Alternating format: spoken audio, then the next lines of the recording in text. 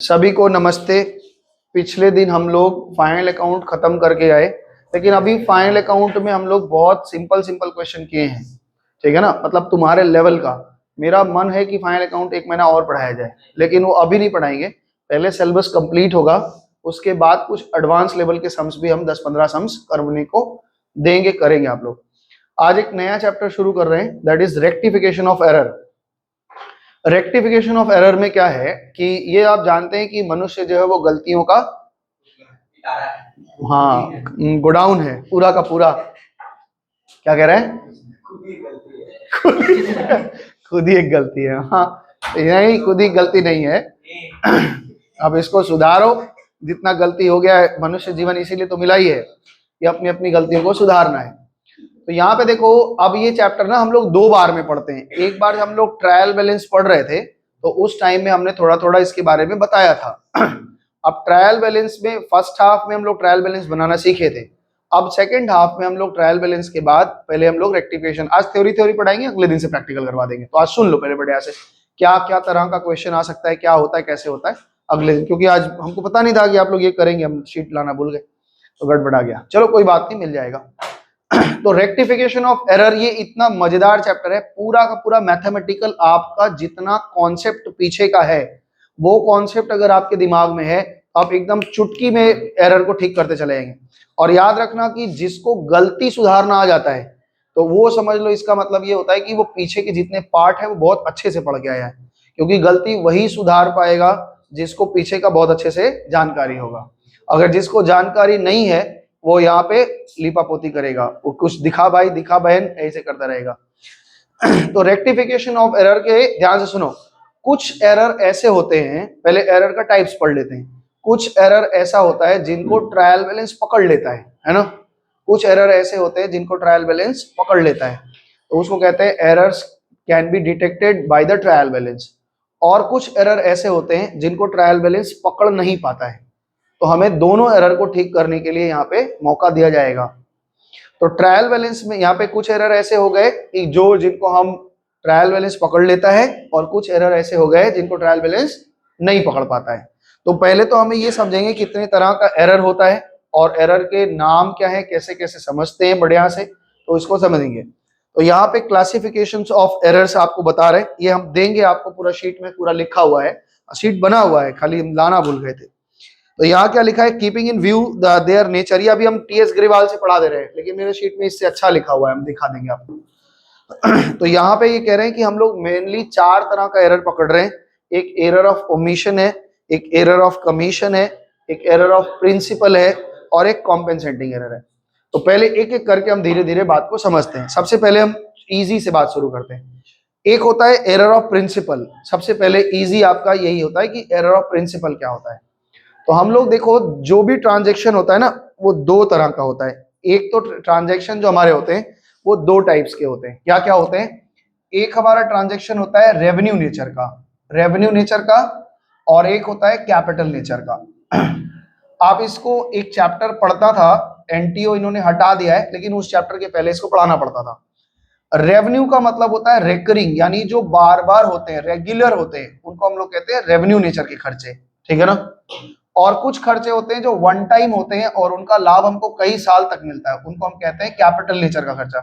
ये non recurring बोल सकते हैं। रेकरिंग मतलब बार बार, रेकरिंग शब्द का अर्थ होता है आवृत्ति, यानी दोहराना। और इसका नॉन रेकरिंग मतलब ऐसे खर्चे जो आवृत्ति नहीं होते, ना आवृत्ति, यही कह रहे हो, अनावृत्ति। तो खैर उतना हिंदी नहीं पढ़ा रहे हम, आप समझे पहले। जैसे अभी हम एक चीज समझो कि रेंट हम लगातार साल भर के दौरान देते ही रहते हैं, ठीक है ना। तो ये क्या हो गया, आपका रेकरिंग खर्चा हो गया। और यहाँ पे एक और खर्चे बताओ, जैसे वेज हो गया। और यहाँ पे ये कह रहे हैं कि नॉन रेकरिंग में सर हम एक प्लांट खरीद के आते हैं, वो नॉन रेकरिंग होता है, उसको हम कैपिटलाइज करते हैं, है ना, कैपिटल नेचर का मानते हैं। इसी प्लांट को इंस्टॉलेशन करवाते हैं, तो इंस्टॉलेशन का खर्चा आपको याद है ना, हम लोग जुड़वा देते थे, तो ये क्या हो जाएगा, ये नॉन रिकरिंग खर्चा है। तो पहले आपको ये समझना पड़ेगा कि रेवेन्यू नेचर का खर्चा क्या होता है, कैपिटल। आपको ठीक से याद नहीं होगा, लेकिन हमको याद है कि जब आप 11th क्लास में फर्स्ट आए थे, हमने कहा था परचेज मशीनरी का एंट्री करो, जर्नल एंट्री आप बता रहे थे, purchase account debit to cash बता रहे थे, याद आ रहा है। हम लोग ये गलती कर रहे थे शुरुआत में जब आए थे नया नया, तो बार बार बता रहे थे कि परचेज वर्ड जिसके लिए लगता है गुड्स के लिए, जिस चीज का हम धंधा करते हैं, लेकिन हम लोग से बार बार वो गलती हो रही थी क्योंकि भाई शुरू शुरू में नया विषय था, नया था तो दिक्कत हो रही थी। तो गुड्स खरीदना, परचेज करना मेरा रेवेन्यू नेचर का ट्रांजेक्शन है राहुल की कैपिटल नेचर का? नालायक, तुम अभी भी नहीं समझा है। परचेज मेरा रेगुलर होता है, खरीद बेच हमारा रोज करने का काम है, और ये परचेज होता है। और मशीन खरीदना मेरा क्या होता है? कैपिटल है। रेवेन्यू और कैपिटल को ऐसे समझो, जो खर्चे बार बार होते हैं, रेगुलर होते रहते हैं, उनको हम लोग रेगुलर या रेकरिंग खर्चा बोलते हैं। और इनका जो खर्चे हम वन टाइम करते हैं और उसका लाभ हमको कई वर्षों तक मिलता है, उसको हम कैपिटल नेचर का बोलते हैं। हमने घर में राशन लाते हैं, ठीक है ना, राशन लेके आए, रेकरिंग खर्चा है कि कैपिटल नेचर? रेकरिंग है। लेकिन घर में हमारी एक अलमीरा टूट गई थी, पिताजी ने उसको फिर से नया अलमीरा लाया, तो ये क्या है? कैपिटल नेचर का खर्चा है। रेकरिंग, रेवेन्यू और कैपिटल बताइए आप आराम से। बिजनेस में आपने एसी लगवाया, बताओ रिद्धि, ये रेवेन्यू है कि कैपिटल? कैपिटल नेचर का है। अच्छा, हमने टेलीफोन का बिल भरा है, रेवेन्यू है कैपिटल? रेवेन्यू नेचर का है। अब समझ में आ रहा है अंतर? तो पहले जब हम एंट्री रिकॉर्ड करते समय, इधर देखो ना, जब हम एंट्री रिकॉर्ड करते समय ये भूल जाते हैं, एक मिनट रोक लो, मयंक कहाँ है? तो रेकरिंग खर्चे का मतलब हो गया जो खर्चा रेगुलर होता है उसको हम रेकरिंग नेचर का मानते हैं, और जो खर्चा वन टाइम होता है लेकिन उसका लाभ हमको बड़े समय तक मिलता रहता है, उसको हम लोग कैपिटल नेचर का मानते हैं। अब ये समझो इधर एक चीज, कि अगर हम कोई ट्रांजैक्शन हुआ और हम इस चीज में कंफ्यूज हो गए कि रेवेन्यू है कि कैपिटल है, रेवेन्यू को कैपिटल या कैपिटल को रेवेन्यू समझ के एंट्री कर लेते हैं, तो ऐसे एरर को हम बोलते हैं कॉम्पेंसेटिंग एरर। अरे sorry, principle error, error of principle, यानी आपको सिद्धांत में ही भूल है, आप ये समझ ही नहीं पाए कि ये कैपिटल नेचर का खर्चा है या रेवेन्यू। खाली खर्चे के लिए नहीं, ऐसे इनकम भी होता है, जो रेवेन्यू नेचर का इनकम है, जो कैपिटल नेचर का इनकम है, इसको भी ऐसे समझ लीजिए। हम माल बेचते हैं, रेगुलर सेल कर रहे हैं, बताओ ये रेवेन्यू नेचर का इनकम है कि कैपिटल नेचर का? रेवेन्यू नेचर का। तो वहां पे अगर माल बेचते हैं तो सेल्स लिखते हैं, और हम एक मशीन बेच रहे हैं तो ये कैसा है? कैपिटल नेचर का इनकम है। कहीं से अब मान लो आप एक क्लब में बैठे हो और कोई आदमी कहा आया आपके क्लब में, देखा, बोला हमको क्लब बहुत पसंद आया, आप क्लब में बहुत अच्छी सेवाएं कर रहे हैं, लोग सेवा दे रहे हैं, आप एक ऐसा करिए, एक स्विमिंग पूल बना लीजिए, उस स्विमिंग पूल के लिए हम एक दान देते हैं, ठीक है ना? तो स्विमिंग पूल बना लिया, स्विमिंग पूल बनाने के लिए कोई आदमी दान दिया, इस दान को आप क्या मानते हैं? रेवेन्यू है कैपिटल? कोई स्पेसिफिक नेचर के काम के लिए अगर आपको दान वान मिलता है तो उसको हम लोग कैपिटल मानते हैं। और कोई ऐसे ही आकर के हमको डोनेशन दे, भाई आपके क्लब के लिए 5,000 लेना है, तो ये इसको हम क्या मानते हैं? Revenue nature. तो इनकम और खर्चा दोनों में कैपिटल और रेवेन्यू होता है। यहाँ पे भी ये बात हमें ध्यान रखनी है। तो एरर ऑफ प्रिंसिपल का मतलब ये हो गया कि जब हम किसी ट्रांजैक्शन को है वो कैपिटल नेचर का, और हम ये समझ गए कि भाई समझ में नहीं आया, उसको हम रेवेन्यू नेचर की तरह एंट्री कर लिए, या वो रेवेन्यू नेचर का है हम उसको कैपिटल की तरह एंट्री कर लिए, तो ये एरर क्या कहलाता है? Principle error. इस प्रिंसिपल एरर से एक बात आप ध्यान रखेंगे कि ट्रायल बैलेंस इस एरर को पकड़ नहीं पाएगा। कैसे नहीं पकड़ पाएगा? समझो ध्यान से। मेरे को ध्यान से समझना इस एरर को। अब ये ऑब्जेक्टिव में अगर पूछेगा कि क्या कॉम्पेंसेटिंग एरर को या प्रिंसिपल एरर को ट्रायल बैलेंस पकड़ लेता है, तो नहीं पकड़ पाएगा। देखिए कैसे वो पकड़ता है और कैसे नहीं पकड़ पाता है। मान लो कि यहाँ पे मेरे पास में कैश में 20,000 रुपया पड़ा हुआ है, ठीक है ना, और मेरे पास में इधर भी लाइबिलिटी साइड में भी 20,000 रुपया हमारा पड़ा हुआ है, ठीक है। हमने एक मशीन खरीदा, तो जर्नल एंट्री क्या होती है? मशीन की ओरिजिनल जर्नल एंट्री क्या होती है? आप सही बता रहे हैं, मशीनरी टू कैश होता है। अगर हम सही किए होते, 5,000 की एक मशीन खरीदते, तो यहाँ पे एक 5,000 की मशीन आ जाता, मशीन यहाँ पे 5,000 का आ जाता और ये 15,000 हो जाता, अभी भी टैली कर जाता हमारा, ठीक है ना? सही है। लेकिन अगर इसको हम मशीन ना समझ के परचेज की एंट्री परचेज ऐसा कर देते, तो यहाँ पे क्या आ जाता? परचेज आ जाता, कैश का होता, अभी तो टैली कर जाता। समझ पा रहे मेरा बात? कि आप मशीन लिखो यहाँ पे या परचेज लिखो, इससे कोई फर्क थोड़े पड़ेगा, टैली तो कर ही जाएगा। कैश आपने घटा दिया है और मशीन की जगह पे आपने परचेज की जगह पे मशीन लिख रखा है, या मशीन की जगह पर परचेज लिख रहा है, ट्रायल बैलेंस तो टैली कर जाएगा, लेजर का नाम ही तो बदला है। लेकिन एरर बहुत बड़ा है कि आप परचेज और मशीन में अंतर नहीं समझ पा रहे हैं कि मशीन हम कैपिटल नेचर का मानते हैं, इसको वन टाइम खरीदते हैं, इस पे डेप्रीशिएशन लगता है। परचेज पे हम बेचने के लिए गुड्स खरीदते हैं, इस पे हमारा कोई डेप्रीशिएशन वगैरह नहीं लगता है, वो रेवेन्यू नेचर का है। ठीक है, तो ये एरर नहीं पकड़ पाता। एक एरर और भी है, ध्यान से सुनो, इधर घुमाओ। एक एरर ऐसा होता है, इसको कहते हैं कॉम्पेंसेटिंग एरर। कॉम्पेंसेटिंग एरर का मतलब होता है कि कॉम्पेंसेशन यानी एक गलती का भरपाई एक और गलती से हो गया। एक गलती हमने किया था, उसको एक और गलती से उसको भरपाई कर दिया। जैसे मान लो राजन से हमें 5,000 रुपए लेना था, राजन से हमें 5,000 रुपए लेना था, तो जनरल एंट्री करते कैश अकाउंट डेबिट टू राजन, और राजन के अकाउंट में हमने गलती से 500 लिख दिया, यानी 4500 कम लिख रखा है। समझ पाए?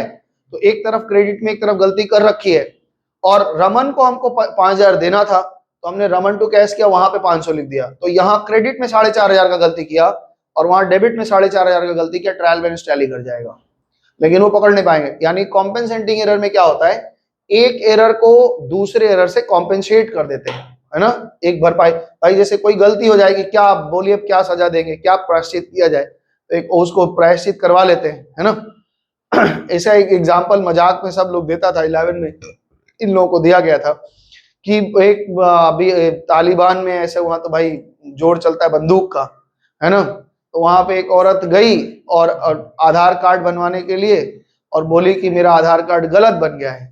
तो वो जो ऑफिसर था वो बोला कि क्या गलती है, तो कहता है कि मेरे पति जिंदा हैं और आप लिख दिए कि हम विधवा हैं, है ना। तो बोला दिखाओ अपना कार्ड, दिखाया, तो उसमें लिख दिया था कहीं भाई विडो है, और उसका पति बोले कहाँ है तुम्हारा पति, तो बोला बाहर है। तो बोला लेके आओ उसको, बुलाया, उसको गोली मार दिया, तो बोला अब तुम्हारा आधार कार्ड ठीक हो गया। ठीक है, तो एक गलती तो पहले किया था कि आधार कार्ड गलती था, और दूसरा गलती क्या कर दिया, उसके पति को मार के पहला वाला गलती को ठीक कर लिया। तो भाई तालिबान में सब ऐसे ही घूमता है, तालिबान में ऐसे ही घूमता रहता है। समझ में आया? तो कॉम्पेंसेटिंग एरर, ध्यान से सुनो, तो यहाँ क्वेश्चन बनता है कॉम्पेंसेटिंग एरर में क्या होता है, एक एरर को हम दूसरे एरर से कॉम्पेंसेट कर देते हैं, और ये कॉम्पेंसेट कर दिया मतलब ट्रायल बैलेंस आपकी टैली हो जाएगी, लेकिन वो दोनों ही एरर गलती हो जाएगा, तो सुधारना पड़ेगा। एक और एरर होता है error of omission. Error of omission का मतलब होता है भूल जाते हैं। तो ओमिशन बहुत तरह का हो सकता है। एरर ऑफ ओमिशन में क्या होता है कि कोई ट्रांजैक्शन हुआ, जैसे रेंट हमने भरा और रेंट का एंट्री करना भूल गए, तो उसको एंट्री करके ठीक कर लेंगे। कभी कभी क्या होता है कि दो साइड होता है ना, डुअल होता है ना, एक साइड हमने लिखा एक साइड नहीं लिखा। जनरली याद रखना, पूरा जब हम लोग रेक्टिफिकेशन ऑफ एरर करेंगे उसमें एक बात आपको ध्यान में रखनी है कि कैश हमेशा राइट रहेगा, कैश को आपको कभी सुधारने का मौका नहीं दिया जाएगा। क्यों नहीं होता है? ये अजम्पशन है कि कैश रोज काउंट होता है, रोज उसमें देखना पड़ता है, तो कैश बुक में गलती बहुत कम रहती है, नहीं रहता है ना। तो बाकी चीज में अब मान लो error of omission, one sided error, purchase लिखना भूल गए, अगर हम ये लिखना भूल जाएं तो क्या होगा, इधर क्या हो जाएगा, कम हो जाएगा। तो यहाँ पे एक अकाउंट बैलेंस कम हो जा रहा है, तो इस एरर को क्या कर लेगा, ट्रायल बैलेंस पकड़ लेगा। तो ट्रायल बैलेंस कैसे एरर को पकड़ लेता है, एरर ऑफ ओमिशन में कौन सा ओमिशन, पार्शियल ओमिशन को पकड़ लेगा।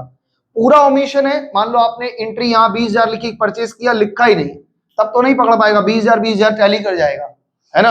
अगर मान लो आपके कैश में 20,000 है और लाइबिलिटी 20,000 की, आपका टैली चल रहा है, आपने एक मशीन खरीदा, एंट्री नहीं की, तो भाई तो ये तो टैली रहेगा, कोई दिक्कत ही नहीं होगा, आपने एंट्री नहीं किया, जहां तक किया है वहां तक करेक्ट है, तो वहां तक तो टैली है। आपने एक एंट्री नहीं की, पूरा कंप्लीट ओमिशन करोगे, पूरे के पूरे छोड़ दो एंट्री, क्या हो जाएगा वो ट्रायल। तुम लोग के फाइनल अकाउंट में भी कितना एडजस्टमेंट रहता था ना, 6 7 एडजस्टमेंट, उसमें कोई एक एडजस्टमेंट को छोड़ दो, पूरा पूरा छोड़ देंगे पूरा, तो ट्रायल बैलेंस तो मतलब हमारा फाइनल अकाउंट टैली कर जाएगा, लेकिन वो फाइनल अकाउंट सही नहीं होगा। क्यों? क्योंकि उस चीज का इफेक्ट आप डाले ही नहीं।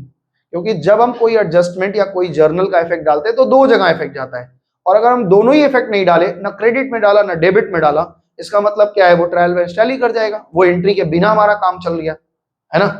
तो एरर ऑफ ओमिशन का दो तरह से एरर हो गया कि एक तो होता है हम कंप्लीट ओमिशन कर जाए, पूरा ही भूल जाए, और एक होता है कि हम पार्टली भूल जाए, कोई एक पार्ट भूल गए, कोई एक पार्ट। तो अगर पार्शियल अगर हम भूलते हैं तो ट्रायल बैलेंस उसको क्या करेगा, पकड़ लेगा, और अगर पूरा छोड़ दिए तो ट्रायल बैलेंस नहीं पकड़ पाएगा। अब एक है error of commission. Error of commission में बहुत सारे एरर आते हैं। जैसे मान लो किसी अकाउंट में 5,000 लिखना है, हम ओवरकास्ट लिख दिए, 50,000 लिख दिए, तो ये एरर पकड़ लेगा ट्रायल बैलेंस। हमको मशीनरी 5,000 लिखना था, हम 50,000 लिखने, पल्ला भारी हो जाएगा, पकड़ लेगा। 5,000 लिखना था, हम 500 लिख दिए तो भी पकड़ लेगा। परचेज का अमाउंट जा करके किसी उसमें डाल दें, किसी दूसरे के अकाउंट में उल्टे साइड लिख दें, उल्टे साइड लिख दे, उल्टा अमाउंट लिख ले, ज्यादा लिख दे, कम लिख दे, ऐसे एरर को एरर ऑफ कमीशन बोलते हैं। और ये सारे के सारे एरर क्या होते हैं, ट्रायल बैलेंस पकड़ लेता है। समझ में आया? तो यहाँ पे अभी हमने आपको जस्ट इतना सा पार्ट पढ़ाया है कि एरर के टाइप्स क्या होते हैं। तो एरर के टाइप्स में यहाँ पढ़ रहे हैं, ध्यान से सुनिए, अगर कुछ नई बात मिलती है तो ठीक है, नहीं तो फिर आगे बढ़ेंगे। क्या कह रहे हैं, keeping the view in the nature, error can be classified into the 4 categories. क्या क्या है? Error of omission, error of commission, error of principle और एरर ऑफ कंपेंसेटिंग एरर। तो चारों का मतलब समझ में आया? एरर ऑफ प्रिंसिपल का मतलब हो गया हम कैपिटल और रेवेन्यू में अंतर नहीं कर पा रहे, कॉम्पेंसेंट में एक गलती को दूसरे गलती से करें। ओमिशन में क्या किए कि एंट्री भूल जाते हैं, पूरा लिखना ही भूल जाते हैं या पार्शियल भूल जाते हैं। और कमीशन, एरर ऑफ कमीशन में क्या होता है, गलत अमाउंट लिख देते हैं या गलत साइड लिख देते हैं, जिसके कारण से गलत अमाउंट गलत साइड लिख देते हैं तो मिलता नहीं है और दिक्कत हो जाती है। तो प्रिंसिपल एरर और कॉम्पेंसेटिंग एरर को तो नहीं पकड़ पाता है। एरर ऑफ ओमिशन में वन साइडेड एरर है तो पकड़ लेगा, टू साइडेड एरर है तो नहीं पकड़ेगा। अभी वन साइडेड टू साइडेड क्या होता है उस पर आगे चर्चा चलेगी। तो पढ़ रहे हैं, ध्यान से सुनो। A transaction if completely or partially omitted from being recorded in the books of account is categorized as the error of omission. Error of complete omission arises when a transaction is not recorded in the books of accounts or a transaction recorded in the general proper is not posted in the ledger. क्या हुआ मतलब सुनो, कह रहे हैं या तो पूरा भूल जाओ, आप उसका लेजर में पोस्ट नहीं किया तो ट्रायल बैलेंस में आया ही नहीं। और दूसरा बात, एग्जांपल ऑफ कंप्लीट ओमिशन का उदाहरण दे रहे हैं, सुनो। Goods purchase on credit from Vinod, हमने विनोद से माल खरीदा उधारी में,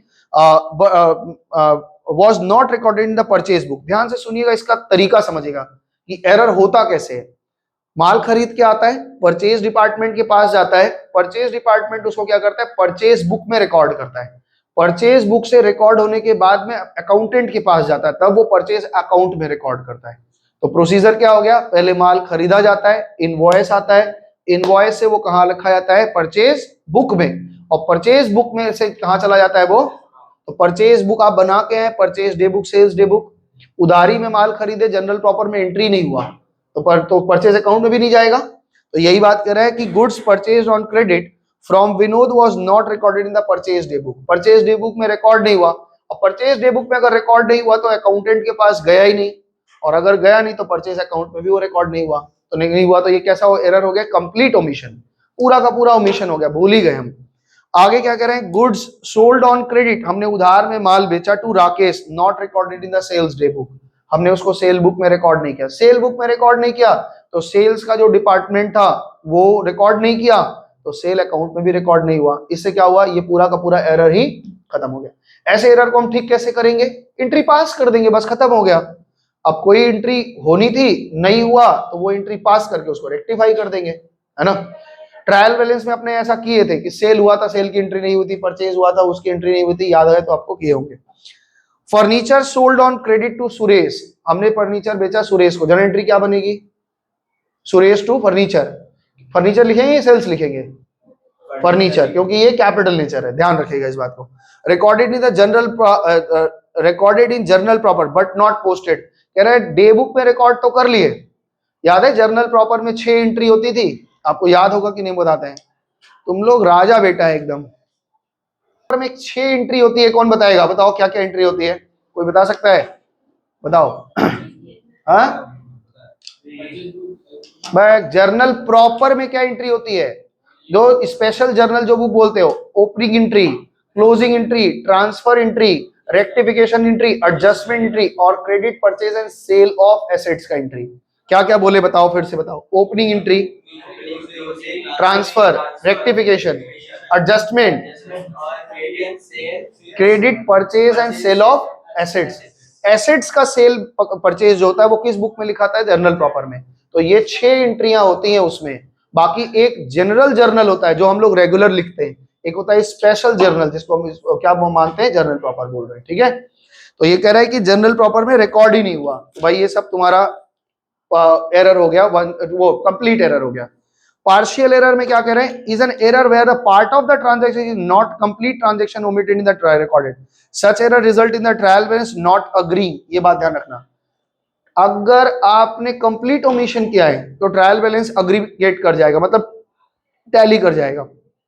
लेकिन अगर आपने किसी ट्रांजेक्शन में एक पार्ट लिखा, दूसरा पार्ट नहीं लिखा, तो ट्रायल बैलेंस अग्री नहीं करेगा, ये एरर को डिटेक्ट कर लेता। तो वहां एग्जांपल में एमसीक्यूज में ऐसा वो पूछ सकते हैं कि ये एरर से ट्रायल बैलेंस टैली करता है या नहीं करता है, ये ट्रायल बैलेंस टैली करेगा या नहीं करेगा। तो example of the errors of, यहाँ पे कुछ एग्जांपल बोल रहे हैं, ध्यान से सुनना।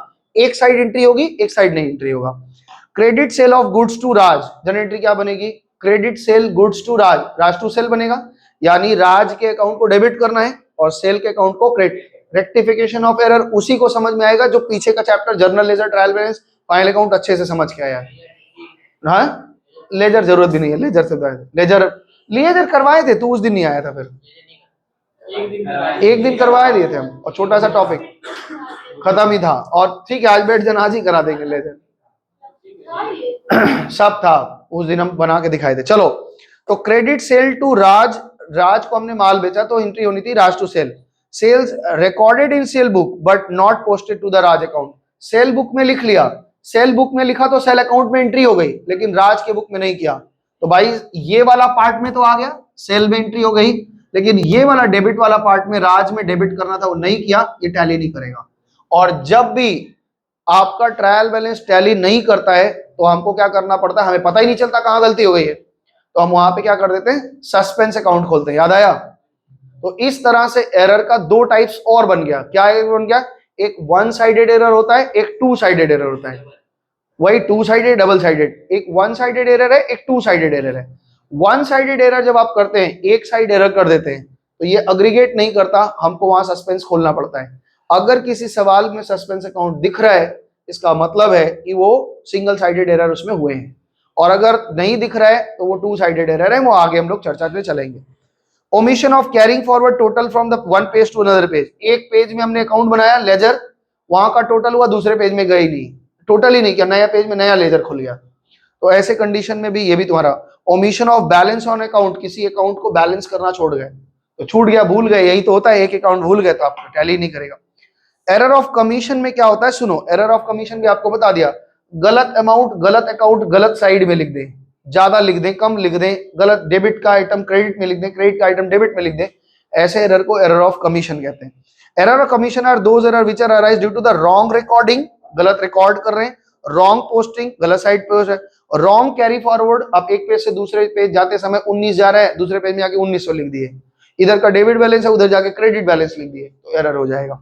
और रॉन्ग कैरिंग सब्सिडियरी बुक्स, आप जो सब्सिडियरी बुक्स है, स्पेशल जर्नल जो आप बनाते हैं, डे बुक वगैरह, उसमें का टोटल गलत सलत कर दिए बैलेंस, यानी सीधा सीधा मतलब है गलत अमाउंट गलत साइड अगर लिखे आप, तो वो जो एरर हो जाएगा उसको हम लोग एरर ऑफ कमीशन बोलते हैं। एरर ऑफ रिकॉर्डिंग हो सकता है इसमें, एरर ऑफ रिकॉर्डिंग मतलब आपको डेबिट में लिखना है, आप क्रेडिट में लिख दिए। राज को हमने पैसा दिया, गपशप नहीं मारो यार, थोड़े सुन लो फटाफट से, हम भी जल्दी कंप्लीट करने वाले हैं। हमने राज को पैसा दिया, जन एंट्री क्या बनती है, राज अकाउंट डेबिट टू कैश, हमने राज के अकाउंट में जाके क्रेडिट साइड लिख दिया, तो गलती साइड लिख दिया, इसको कहते हैं रिकॉर्डिंग एरर, हमने गलती रिकॉर्ड कर लिया। अच्छा, फिर हो गया कास्टिंग एरर, कास्ट मतलब होता है ज्यादा कम लिख देना, अगर किसी के अकाउंट में 5000 लिखना है 50,000 लिख दिए, इसको कहते हैं कि ओवर कास्ट कर दिया। और अगर 50,000 लिखना है और 5,000 लिख दिया, इसको कहते हैं अंडर कास्ट कर दिया। बीआरएस में आप पढ़े हैं ओवर कास्ट अंडर कास्ट, तो ये समझते हैं।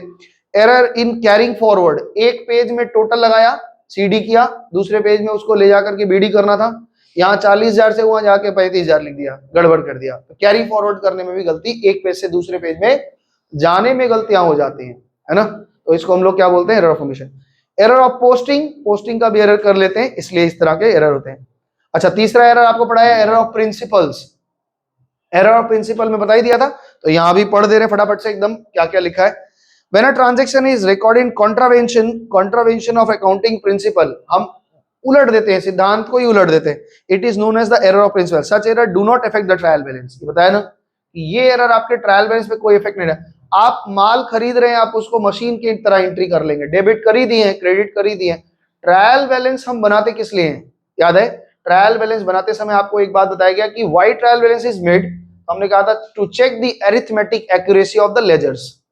लेजर में हमने जो पोस्टिंग की है वो सही जगह और सही अमाउंट बैठाया है कि नहीं, बस इतना सा पता लगाएगा, उसके आगे पता नहीं लगा पाता है। वो इतना इसके दिमाग नहीं है कि वो पता लगा दे कि आप मशीनरी को परचेज लिख दिए, परचेज को मशीनरी लिख दिए, नाम बदल दिए हैं। तो एरर ऑफ प्रिंसिपल में क्या आ रहा है, amounts are placed on the correct side but wrong amount, wrong account. हम साइड तो सही बैठाए हैं, जैसे हम लोग मान लो राजा के अकाउंट में हमको 5,000 पेमेंट करना था और हमने रजनी के अकाउंट में जाके डेबिट कर दिया, तो डेबिट तो किया है राजा के अकाउंट के जहाँ रजनी के अकाउंट को डेबिट कर दिया, ऐसा error. Treating revenue expenditure as a capital, ये बात बता रहे हैं, ट्रीटिंग रेवेन्यू एक्सपेंडिचर है उसको कैपिटल एक्सपेंडिचर समझ लेते हैं। तो रेवेन्यू और कैपिटल में आपको ध्यान रखना पड़ेगा। रेवेन्यू नेचर के जो खर्चे आते हैं वो सारे ट्रेडिंग और पीएल में आते हैं, पढ़े हैं। और कैपिटल नेचर का जो खर्चा वर्चा रहता है वो कहाँ आता है, बैलेंस शीट में आता है। इन्वेस्टमेंट, मशीनरी, गाड़ी, घोड़ा जो पढ़े थे सब, ये सब कहाँ आता था, बैलेंस शीट में आता था। तो कैपिटल नेचर का खर्चा मतलब, इसे तो गलत डेफिनेशन हो जाएगा, लेकिन कैपिटल नेचर का खर्चा ऐसा खर्चा जिसको खर्चा हम एक बार करते हैं लेकिन उसका लाभ हमको कई वर्षों तक मिलता है। मान लीजिए आपने एक लाइब्रेरी खोला है, तो लाइब्रेरी में किताबें खरीद रहे हैं, बताओ रेवेन्यू नेचर का खर्चा है कि कैपिटल नेचर का, कैपिटल है। कंप्यूटर खरीद रखा है या कैरम बोर्ड खरीदा, ये कैपिटल। बॉल खरीदा, बैट बॉल खरीदा, बैट तो नहीं लेकिन बॉल तो रेवेन्यू हो जाता है क्योंकि और हर समय खरीदना पड़ता है। हाँ ठीक है। मारेगा जोर से तो हेरा ही जाएगा, धीरे धीरे खेलो, अंडर हैंड खेला कर, 1 ड्रॉप कैच आउट। कैसे मारेगा, एक ही ड्रॉप में कैच हो गया तो आउट हो जाएगा। बचपन में खेला है सब, कमरा में खेल लेता है, एक ड्रॉप में कैच होगा तो ट्यूबलाइट फूट जाता है। चलो ठीक है। Treating capital expenditure as a revenue expenditure, example, अब देखो एग्जांपल दे रहे हैं। कमीशन पेड, बताओ ये रेवेन्यू नेचर का खर्चा है कि कमीशन पेड? हाँ। ऑन परचेज ऑफ लैंड, अब बताओ, आप कमीशन समझ के रखे थे कि कमीशन रेवेन्यू नेचर का होता है, लेकिन commission on purchase of land, अब जमीन खरीद रहे हैं उस पे खर्चा दे रहे हैं, कमीशन दे रहे हैं, तो ये कैसा होगा, इसको कैपिटल कर। अरे तो हम, हाँ तो हम जानबूझ के आधा आधा बोले क्योंकि दोनों एक ही चीज को आप हमेशा रट्टा दिमाग में नहीं लगा लेंगे कि कमीशन है तो रेवेन्यू ही होगा, किस चीज के ऊपर कमीशन दे रहा है वो भी डिपेंड करता है। तो यहाँ पे commission paid on purchase of land is debited to the commission account. तो जनरल एंट्री क्या बननी चाहिए थी अगर हमने कमीशन दिया लैंड खरीदने पे, तो लैंड टू कैश, क्योंकि हम जब तक मेरा एसेट्स पूरा अक्वायर्ड नहीं हो जाता तब तक हम सारे खर्चे उसमें जोड़ते हैं। तो हमारा एंट्री कमीशन दे रहे हैं लेकिन एंट्री क्या होनी चाहिए थी, लैंड टू कैश, लेकिन यहाँ एंट्री क्या कर दिया, कमीशन टू कैश, तो गलत हो गया। इस एरर को क्या बोलते हैं, एरर ऑफ, बोलो भाई, एरर ऑफ भूल गया, सो गया, एरर ऑफ प्रिंसिपल्स। इतने देर से बक बक कर रहे थे, तुम आया ही नहीं था। फर्नीचर परचेज्ड, हाँ शेयर पे, शेयर पे डिविडेंड दे रहे हैं, तो किसके तरफ से पूछ रहे हो, मतलब पब्लिक की तरफ से कि कंपनी की तरफ से? तो रेवेन्यू नेचर का खर्चा हम हर साल देते हैं, तो एक बार से मतलब रेकरिंग होता है, बार बार। कौन बोला एक बार डिविडेंड देते हैं, इंटरिम डिविडेंड नहीं देते हम।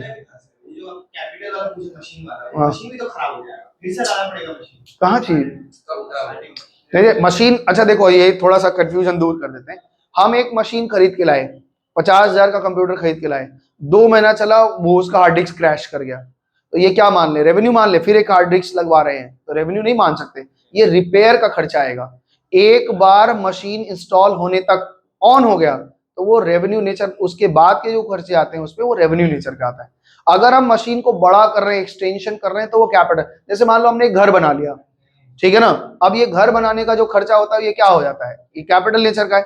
अब हमें यहाँ बच्चे पढ़ने आते हैं, सबका साइकिल वाइकिल रखने का बड़ा दिक्कत होता है, हमने एक बाहर शेड बनवाया 50,000 का, ये कैपिटल नेचर है, ठीक है ना, शेड बनवाया कैपिटल नेचर का। लेकिन अब यहाँ नीचे मान लो कि एक दरवान रख लिया, या फिर जो हमारा कलर खराब हुआ, बिल्डिंग का कलर खराब हो रहा है, इसको करवा रहे हैं, तो ये क्या है, रिपेयरिंग है। भले हम 5 साल में करवाएंगे रिपेयरिंग, लेकिन ये रेवेन्यू का ही खर्चा माना जाएगा, हाँ, क्योंकि हमको बार बार करवाना पड़ता है, ये कंपलसरी खर्चे हो जाते हैं ना, ऐसा करना ही पड़ेगा। तो इन्होंने पूछा कंपनी डिविडेंड दे रही है अपने शेयर होल्डरों को, तो डिविडेंड देना वो रेगुलर देते हैं, हर क्वार्टर पे दे देते हैं ना, इंटरिम डिविडेंड देते हैं, पढ़ा तो था कैश फ्लो में। इंटरिम डिविडेंड क्या हो जाएगा, रेवेन्यू नेचर का होता है डिविडेंड देना। हाँ शेयर, तो भाई सब पढ़ के आ गया, अब इन लोग का दिमाग खराब करेगा। हाँ तो ये लोग भी सोचेगा ये कहाँ कहाँ से सब पूछ रहा है। शेयर अगर हम इशू करते हैं, ठीक है, शेयर अगर हम इशू करते हैं, तो शेयर इशू करते समय हमारी इतनी बुद्धि नहीं होती कि शेयर कहाँ बिकेगा, तो हम अंडर राइटर को पकड़ते हैं कि भैया मेरा शेयर बिकवा दो, दलाल को, तो वो बिका देते हैं, वो क्या पैसा लेते हैं, वो कैसा होता है, कैपिटल नेचर का होता है, वो धीरे धीरे धीरे धीरे हम लोग राइट ऑफ करते हैं। बताए थे ना हर साल ओपनिंग क्लोजिंग में जो डिफरेंस आता है वो कैश फ्लो में कहाँ राइट ऑफ कर रहे थे, पीएल में एडजस्ट कर रहे थे ना, वैसे। खैर तुम पढ़ चुके हो इसलिए तुमको समझ में आ रहा है इन लोगों को, अभी वो 12 की चीजें हैं, जो पूछ रहे हैं वो 12 की चीजें। चौथा है कॉम्पेंसेटिंग एरर, ये तो आप समझ ही गए कॉम्पेंसेटिंग एरर में क्या होता है।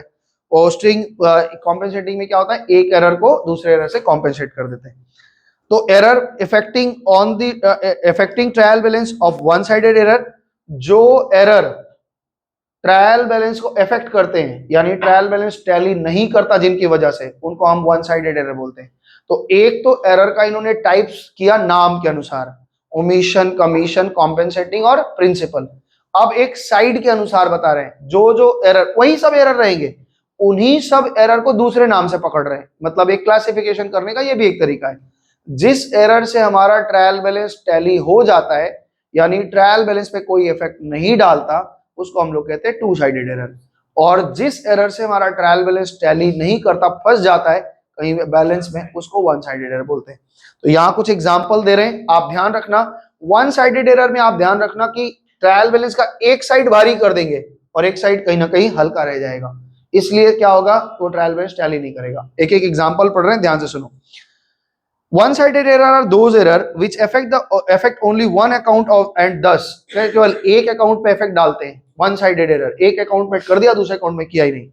The trial balance does not match. For example, total of purchase book, हमने परचेज बुक का टोटल लगाया, posted to the purchase account, but purchase 50,000 is not posted to the Rahul account. यहाँ लिखा राहुल से हमने माल खरीदा, तो एंट्री क्या बनी, बिल आया, बिल को हमने दिया, परचेज बुक में एंट्री हो गई, राहुल के बुक में एंट्री नहीं हुआ। परचेज में एंट्री हो गया, लेकिन राहुल मेरे लिए क्रेडिटर बना, हमने क्रेडिट में एंट्री नहीं की। समझ में आया, इधर दिखाना जरा, हम तू देखा नहीं, समझ में आया क्या बोल रहे हैं। अगर हमने माल खरीदा है तो एंट्री क्या होना चाहिए, परचेज टू राहुल, यही होना था ना। हमने परचेज को डेबिट में लिख दिया, लेकिन राहुल को क्रेडिट भी तो करना था, ये करना भूल गए, तो क्या हो जाएगा, ये पल्ला भारी हो जाएगा, ये कमजोर हो जाएगा, तो मिलेगा नहीं। समझ में आया। तो एक एरर ये बता रहे हैं, posting only one aspect in the journal entry in the ledger, हमने जर्नल किया और जर्नल में करके दो अकाउंट बनते हैं, एक अकाउंट में किसी में पोस्ट कर दिया, एक अकाउंट में नहीं किया, तो ऐसे एरर को हम लोग वन साइडेड एरर बोलते हैं। ठीक है। अच्छा, यहाँ error affecting on the trial balance two sided error, इसमें टू साइडेड एरर में वही प्रिंसिपल एरर है, जो दो साइड गलती कर दी हमने, ठीक है ना। एक तो परचेज में गलती किया, एक मशीन में गलती कर दी। कॉम्पेंसेटिंग एरर और error of complete omission, posting correct amount to the correct side of the but wrong account, सही अमाउंट सही साइड बैठाया लेकिन गलत अकाउंट में बैठा दिया। जैसे अभी बताया ना कि हमें रेंट भरना है, rent account debit to cash होना चाहिए, हमने रेंट के डेबिट में लिखना, हमने रेट्स के डेबिट में जाके लिख दिया, तो टैली तो कर जाएगा, लेकिन अमाउंट से टैली करने से हमारा ट्रायल बैलेंस तो टैली कर जाएगा। ठीक है, अब एरर समझ में आ गया। एरर का क्लासिफिकेशन इन्होंने कैसे कैसे किया है, दो तरह से क्लासिफिकेशन किया, एक नाम वाइज किया, error of omission, error of commission, error of principle और कॉम्पेंसेटिंग। फिर इन चारों को फिर से अलग अलग तरीके से किया कि कौन कौन से एरर हैं जो वन साइडेड है और कौन कौन सा एरर है जो टू साइडेड है। अब आके आप बोल रहे हैं कि हमारा एरर जब पकड़ा जाएगा तो हमें सुधारने का मौका कब मिलता है। तो याद रखना, पूरे चैप्टर में पूरे आपके 3 जगह आपको सुधारने का मौका देंगे वो, और एग्जाम में केवल हमें एक अगर सीख लिया ना तो हम तीनों सीख लेंगे। अगर एक अच्छे से सीख लिया एरर को समझना, हम तीनों सीखे। कौन कौन सा टाइम है, पहला टाइम ये हमको देते हैं कि before preparation of trial balance. पहला बोल रहे हैं कि आपका बिफोर प्रिपरेशन, अभी तक आपका प्रिपरेशन हुआ नहीं है, preparation of trial balance, before trial balance बोलते हैं इसको। ट्रायल बैलेंस बनने के पहले आपके एरर अगर पकड़ में आते हैं तो ठीक कर लो, ठीक है। इसका मतलब है लेजर सारा खुला हुआ है, आप उसको लेजर में जाकर के ठीक कर लीजिए। समझ में आया। वन साइडेड एरर होगा तो आप उस एरर में जाके ठीक करेंगे, टू साइडेड होगा तो जर्नल पास करके ठीक कर देंगे, वो सिखाएंगे।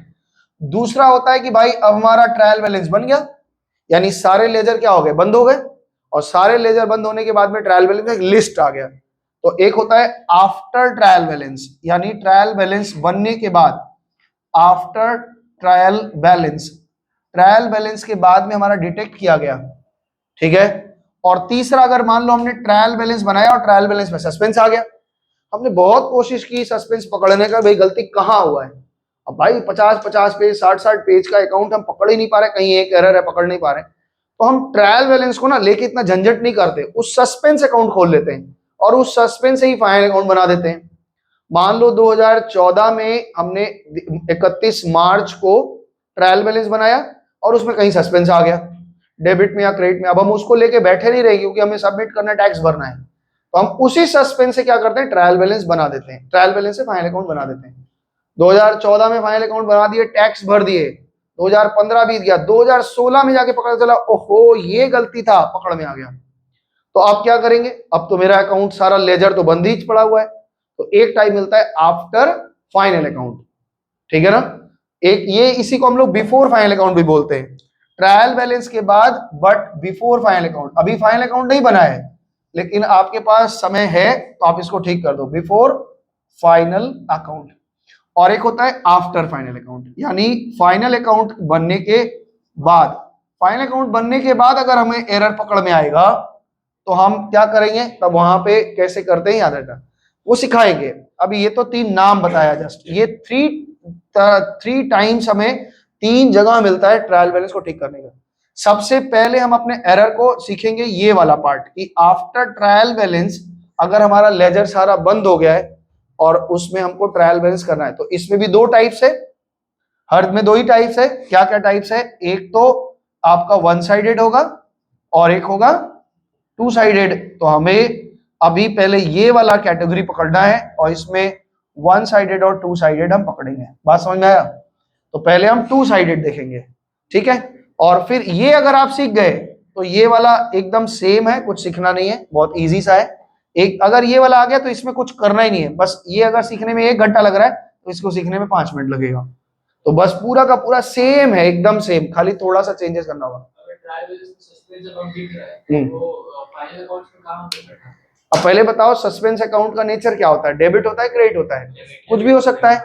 डेबिट है तो एसेट साइड बैठा लो, लाइबिलिटी क्रेडिट साइड दिख, हाँ बैलेंस शीट में ही जाएगा, तुमको पता थोड़ी ना है कि कहाँ एरर है। अच्छा ऐसा सवाल हम लोग किए नहीं थे क्या, सस्पेंस अकाउंट है, अच्छा चलो देखेंगे जब रिवीजन लेंगे उसमें दे देंगे। तो यहाँ पे अभी कह रहा है रेक्टिफिकेशन ऑफ एरर में सबसे पहले हम लोग 2 साइडेड 1 साइडेड एरर जो होता है, तो आज हम लोग यहीं तक रखेंगे, है ना।